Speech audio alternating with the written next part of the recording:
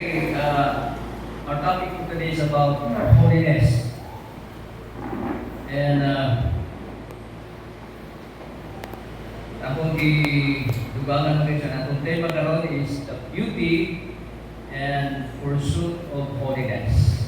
1 Peter chapter 1 verses 15 to 16. But as he which hath called you is holy, so be holy in all manner of conversation. Verse 16. Because it is written, be holy, for I am holy. I repeat, 1 Peter chapter 1, verse 15 to 16.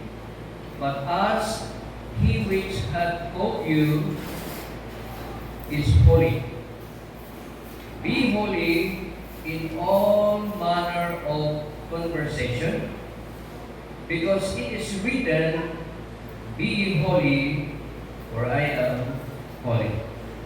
Magabot ang kaigsunan, Ginoo mo sa panalangin mo sa iyong mga pulo. Labing gumanan o sinimahon ng Diyos. We thank you so much, and we acknowledge your presence in this morning. Amo kipagos, Lord, at amo kasing-kasing, amo kinabuhi, andam kami Ginoo na mamati sa imong mga pulong. Pagka nagampo ako, ikaw Lord, magatutlo o magagayang ka na akong Ginoo sa pag-expound sa scriptures that we may understand your will for each us for us. Thank you so much, Father God. In Jesus' name, Amen. Praise God. So let us focus on the word holiness. Holiness is not something we manufacture in our own strength to earn God's love, but a daily lifestyle, and we pursue grace, which means holiness. Ang pagtuo sa mga tao, many people view holiness as an impossible standard for the believers. But as far as the biblical is concerned, holiness is actually a doorway to true freedom, deep joy, and intimacy with God. So holiness, makita niyo mga kaigsunan, ang definition sa holiness is set apart. The word holiness is set apart, meaning being reserved or being dedicated and claimed by God for His special purpose. So ang pulong, the word holiness, i-set apart din siya o i-reserve din siya sa usa ka dedicated o claimed by God for His special purpose.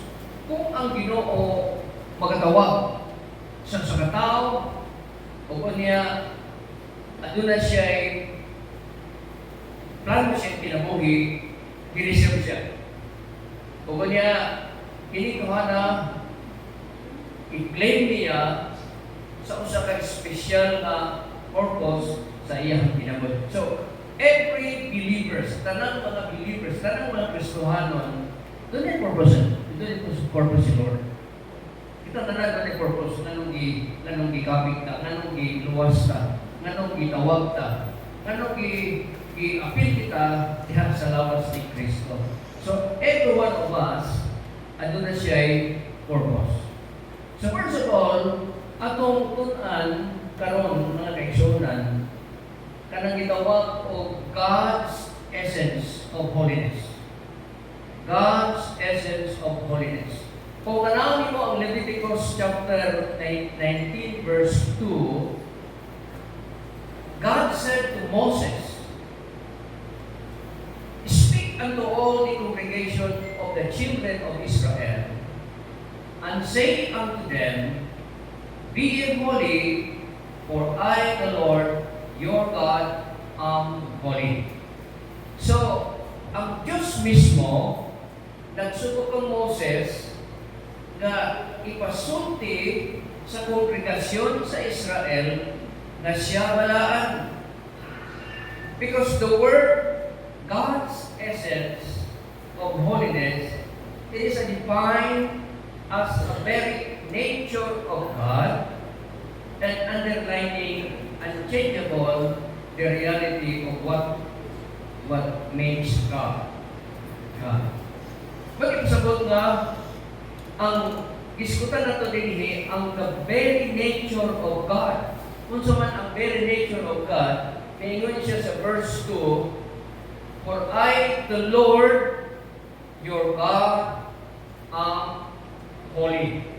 So kung sa may kasabot na na makaigsunan, God's holiness is the sum of His perfection. Kung ani mo makaigsunan ang pagkabalaan sa Diyos, God's holiness is the sum of His perfection. Ang pagkabalaan sa Diyos, mao ang kinatibuk-an sa iyahang kahimpitan. So, ang iyang pagkabalaan, ang iyang pagkahimpit, mga kaigsunan, ang pagkabalaan sa Diyos, He is entirely unique, separate from creation. Ang Diyos, mga kaigsunan, unique siya. Dili siya sama sa creation o sa mga tao na yung i-create. Ang Ginoo lahin siya. Why? Because God's holiness is the sum of His perfection. Now, what does tao makaisunan? Kaniha nahiskuta nga God's essence of holiness. Now, let's come to the believers. For the believers, let's pursue holiness. So may pagsabot na ni, atong pakitaon katong pagkabalaan sa Diyos. Pakitaon ba? Yes, pakitaon. Atong masahon ang Hebrews chapter 12, verse 14. Let us ask, pati mong kaisunan, pursue peace with everyone and holiness, for without which no one will see the Lord. Kung ipasabot kung imo na siyang tarong pag-explain sa Bisaya, pagkaisunan, kinahanglan na pangitaon, panlipasugi ang pagkabalaan. So, pwede di ay sa usa ka believers na dili pa siya balaan. Pwede. Nagingon ang writer sa Hebrews chapter 12 verse 14, palipasugi ang pagkabalaan kay kung walay pagpakabalaan, walay makikita sa Diyos. Because holiness requires daily, intentional choices and cooperation with the Holy Spirit. But ipasabot na, kung saan na to, kung sa katao, mahimo siyang balaan, it requires daily, intentional choices. Ipili mo nga, i-intention mo nga, ipili mo with the cooperation with the Holy Spirit. Kaya kung dili ka mangita mga kaigsuonan, nakatabi kayo mga believers sa Ginoo, mga buhay. Daghang mga believers in Christ na tanawin mo, dili sila oras kasi standard sa pagkabalaan. Pero ang writer sa Hebrews chapter 12 verse 14, kinahanglan nga imo siyang panlibasugan na mahimo kang balaan. Now, doon ay mga steps, practical steps in a daily conduct. Adlaw-adlaw mga kaigsuonan, unsay angay natong himuon. Number 1. Take every thought captive and refuse to let old patterns of ignorance dictate your actions. Sabot-sabot anak mga kaigsunan. Every thought that captive or refuse to let the old patterns of ignorance dictate your actions. Kan atong mga gitawag o ang atong old pattern, old nature, usahay mo ay dictate sa atong kinabuhi. So, una sa tanan, nag-ingon ang balaang kasulatan, renew your mind. Let us renew our mind. Romans chapter 12, verse 2. Be not conformed to this world, but be transformed by the renewing of your mind, that ye may prove what is the good and acceptable, perfect will of God. Which means, mga kaigsunan, ang mga Kristohanon, ang mga believers, dili na siya conform sa mga buhat sa kalibutan. Kinahanglan usbo niya ang iyang hunahuna. Usbo niya ang hunahuna in a daily basis, mga kaigsunan. Next verse, 2 Corinthians 10:5. Casting down imaginations. Ang atong mga imaginations, mga casting down imaginations, and every high thing that exalted itself against the knowledge of God, and bringing into captivity every thought to the obedience of Christ. Kasi ito pasabot nga, casting down all evil imaginations. Kaya mga nautan ng mga imaginations, mga kaisunan, kaya ang atong pag-alakad sa Ginoo, kinahanglan nga una-una nato kanunay mga kaisunan. Dunay ang gitawag o transformation and renewing of our minds. Katong Israel, nagikuha dito sa Egypt, kung mo tanawang 11 to 15 days lang kung ilan itong lakaon gikan sa Egypt nato sa promised land. Nganong iabot man sila og 40 years. Why? Ang Ginoo gusto siya na i-change niya ang mga hunahuna sa mga tao dito na maabot sa promised land. Dunay gitawag o renewing of their minds. Pag-usab sa ilang mga hunahuna. Pag-usab sa ilang mga paglantaw sa kinabuhi. Kay gustos Ginoo nga ang pag-alakad sa Ginoo adunay kausaban diha sa iyang mga pangunahuna sa pag-alakad sa Dios. Ikaduha, mga kaigsunan. First, atong isgutan kaniya, renew the mind. Second, mortify the flesh. Ano man yung mortify the flesh? Buntuga ang nut. So, ang pag-alagad sa Ginoo, ang usa sa mga babag sa atong pag-alagad sa Ginoo, ang flesh, ang nut. Napi-series mga kaigsunan, mga hapit na nagmamabulan, kung saan pag-overcome sa flesh. Na mga kaigsunan, mag-listen ka sa kanang mahimo kang nagasigon na Kristohanon. Kung ang imong unod nun, ang imong fleshly desires, maoy imong ipalabaw sa imong pag-alagad sa Ginoo. So, atong basahon ang balaang kasulatan mga kaigsunan. Romans chapter 6 verses 11 to 12. Pamati mo kaigsunan.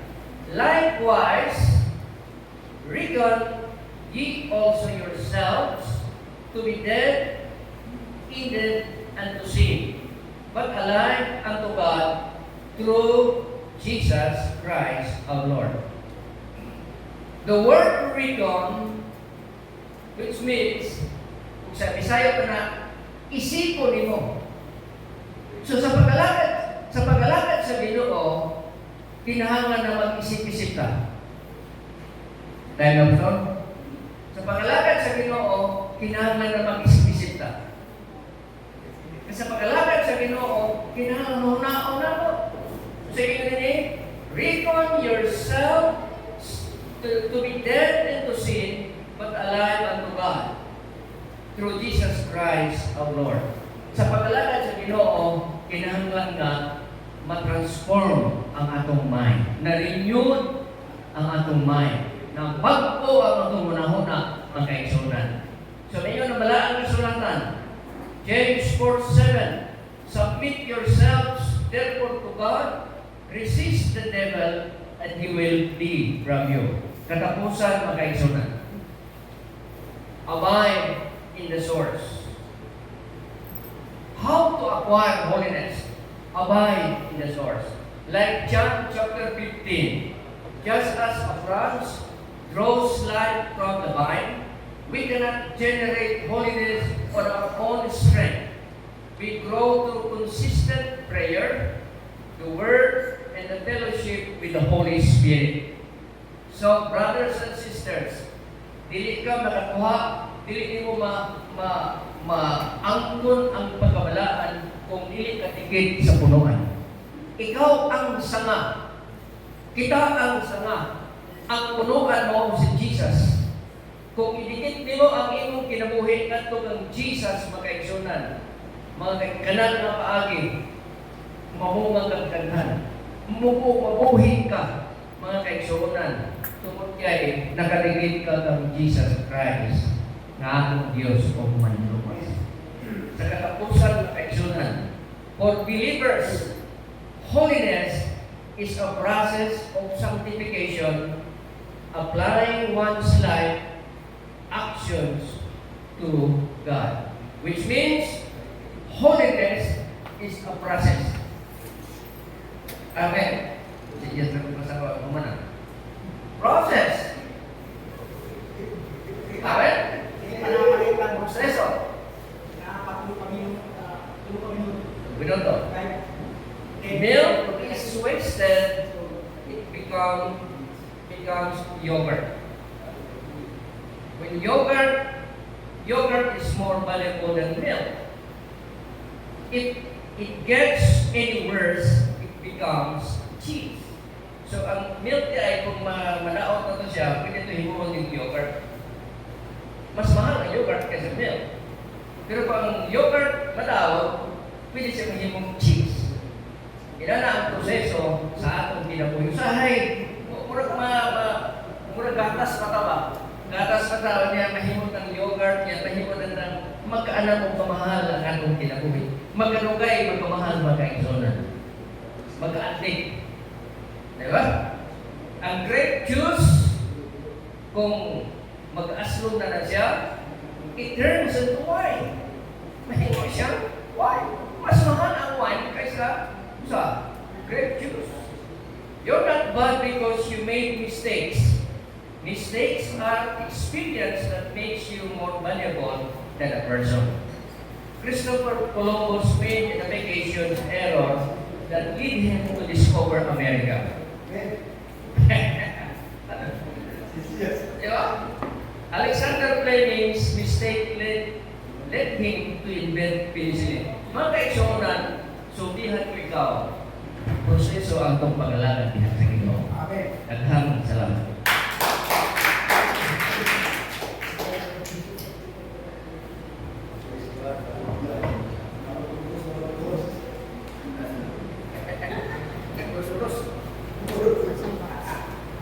Praise the Lord.